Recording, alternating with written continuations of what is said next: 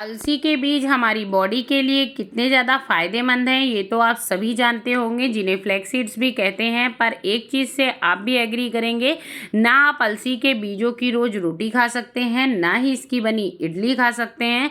अभी तो इससे बना डोसा भी आता है, वो भी आप रोज़ रोज़ नहीं ट्राई कर सकते। फिर आप अलसी के बीज का ऐसा क्या बनाएं कि रोज़ आप इसको थोड़ा थोड़ा करके क्वांटिटी में अपनी डाइट में ले सकते हैं और ये आपकी बॉडी को बहुत ही ज़्यादा फायदा भी करे। कई सारी बीमारियों में अलसी के बीज बहुत ही ज़्यादा फायदेमंद होते हैं, खास तौर से वेट लूज के लिए बहुत ही ज़्यादा फायदेमंद होता है। इसमें जो प्रोटीन होता है वो आपकी भूख को कम करता है और आपके जो मेटाबॉलिज्म होता है उसको ये तेज करता है, जिसकी वजह से आपको वेट लूज करने में बहुत ही ज़्यादा मदद करता है। तो यहाँ पे मैंने 250 ग्राम अलसी ली हुई है और एक पैन ले लिया है। पैन में मैंने अलसी को डाल दिया है और इसको बहुत ही धीमी आंच में हम अच्छे से इसको रोस्ट कर लेंगे जब तक इसका ऑयल अच्छे से रिलीज नहीं हो जाता है। हल्की हल्की सी महक आने लगेगी तब तक यहाँ पे हमको अलसी को अच्छे से रोस्ट करना है। तो यहाँ पे काफ़ी टाइम हो गया है आपसे बात करते करते और हमारी जो अलसी है वो काफ़ी अच्छे से रोस्ट हो चुकी है। यहाँ पे एक बड़ी सी थाली ले ली है और अलसी को हमने अपनी थाली में निकाल लिया है। आज मैं आपको एक ऐसी चटनी बताऊंगी जो काफ़ी ज़्यादा फ्लेवरफुल होगी और उसी के साथ साथ बहुत ही ज़्यादा हेल्दी होगी। चटनी एक ऐसी चीज़ है कि आप उसे सुबह के नाश्ते में लीजिए या फिर दोपहर के खाने में लीजिए या फिर रात के खाने में लीजिए, वो आपके खाने का टेस्ट हमेशा डबल ही कर देती है। इसलिए आज हम बहुत ही हेल्दी और टेस्टी सी चटनी बनाने वाले हैं। अलसी के बीजों को सेक करके हमने थाली में निकाल लिया है। वापस से उसी पैन को हमने यहाँ पे चढ़ा दिया है और 1 कटोरी जितना हमने यहाँ पे मूंगफली ली हुई है। मूंगफली को भी एकदम धीमी आंच में हम यहाँ पे रोस्ट कर लेंगे। तो बहुत ही धीमी आंच में मूंगफली को हम तब तक रोस्ट करेंगे जब तक हमारी मूंगफली अच्छे से क्रंची नहीं हो जाती है।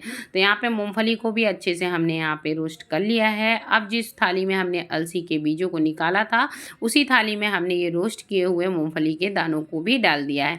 अब यहाँ पे एक बहुत ही टेस्टी यमी सा हम मसाला बनाएंगे जो हमारी चटनी को काफ़ी फ्लेवरफुल बनाएगा और खाने में बहुत ही ज़्यादा टेस्टी और यमी लगेगी। और साथ में ये इतनी ज़्यादा हेल्दी है कि वो मुझे बताने की ज़रूरत नहीं है। तो वापस से मैंने उसी पैन को चढ़ा दिया है। यहाँ पे मैंने एक छोटे चम्मच से 4 चम्मच जितना धनिया लिया है। अगर आपका चम्मच बड़ा है तो आप 2 चम्मच धनिया ले सकते हैं। तो यहाँ पे खड़ा वाला 4 चम्मच मैंने धनिया लिया है। उसी चम्मच से 2 चम्मच जितनी मैंने सौंफ ली है। सौंफ हमारे डाइजेशन के लिए बहुत ही ज़्यादा अच्छी होती है।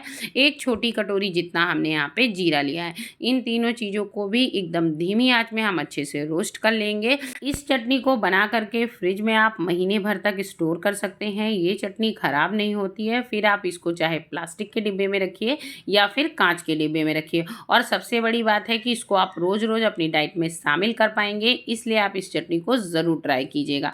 तो यहाँ पे मेरा जो जीरा धनिया और सौंफ थी वो काफ़ी अच्छे से रोस्ट हो चुकी है, उसमें हल्की हल्की सी स्मेल आने लगी है। यहाँ पे गैस की फ्लेम को मैंने बंद कर दिया है।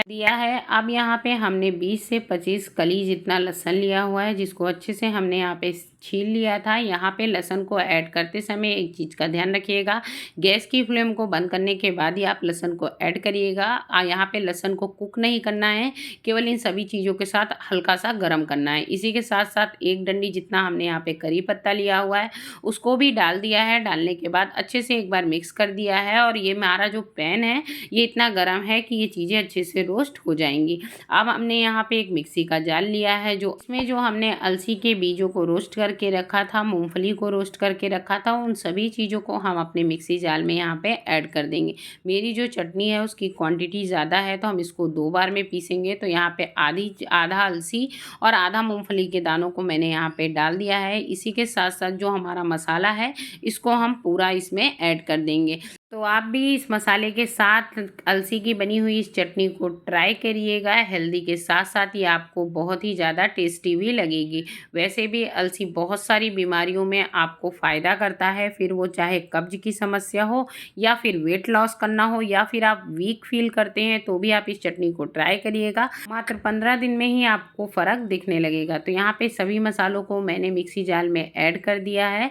अब यहाँ पे इसको और भी ज़्यादा फ्लेवरफुल बनाने के लिए लिए और एक अच्छा कलर देने के लिए मैंने यहाँ पे 2.5 चम्मच जितना यहाँ पे कश्मीरी लाल मिर्च ऐड किया है। आप चाहें तो यहाँ पे तीखा वाला लाल मिर्च भी ऐड कर सकते हैं। इसी के साथ साथ मैंने 2 बड़े चम्मच जितना नमक ऐड किया है। क्यों? क्योंकि मेरी जो चटनी है उसकी क्वांटिटी ज़्यादा है, इसलिए मैंने इन सभी चीज़ों को थोड़ा ज़्यादा मात्रा में ऐड किया है। क्योंकि बहुत सारे ये लोग ये भी कह सकते हैं ना कि मिर्ची इतनी ज़्यादा क्वांटिटी में आपने ऐड किया है, नमक बहुत ज़्यादा क्वांटिटी में ऐड किया है। तो ये इतना मसाला मेरे को पीसने के बाद दोबारा एक जाल भर के मुझे और भी इसको पीसना है। तो सारी चीज़ों को एक बार में ही हम यहाँ पे पीस लेंगे और दोबारा केवल मूंगफली के दाने और अलसी के बीज को पीसूंगी। तो सारी चीज़ों को अच्छे से मिक्स कर दूंगी, तो नमक और मसाला और मिर्ची जिनकी जो क्वांटिटी है वो इक्वल हो जाएगी। तो यहाँ पे मैंने एक बार पीस लिया है, दोबारा फिर से अलसी के बीजों और मूंगफली को भी पीस लिया है। पूरी चटनी को यहाँ पे एक थाली में मैंने निकाल लिया है।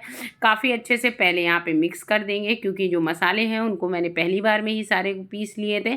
दूसरी बार में हमने केवल यहाँ पे मूंगफली के दाने और अलसी को ही पीसा था। तो एक बार फिर से सभी चीज़ों को हमने यहाँ पे हाथ की मदद से ऊपर नीचे करके अच्छे से यहाँ पे मिक्स कर दिया है। काफ़ी अच्छी है। आप इसको इसी समय पे टेस्ट कर सकते हैं। नमक या मिर्ची आपको कम लगती है तो आप उसको बढ़ा सकते हैं।